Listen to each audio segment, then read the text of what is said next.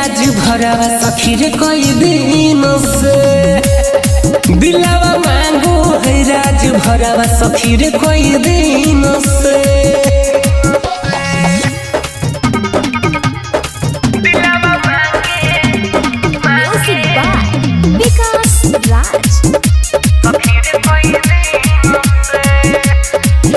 और सपनों में रोज आबो है सखी रे मन के भावो है नजरी के सुझाई के मोर रोज नजरिया लड़ाबो है और सपनों में रोज आबो है सखी रे मन के भावो है नजरी के सुझाई के मोर रोज नजरिया लड़ाबो है चुमल चाहो है हमर गलनो मकिन के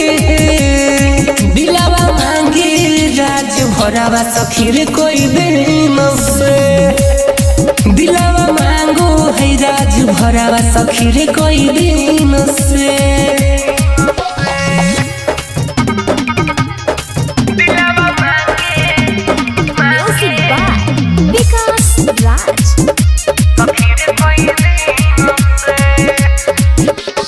हमारे बहुत मरो है सचहू में प्यार करो है बुरा न हमारा लग जाए इजहार करे से डरो है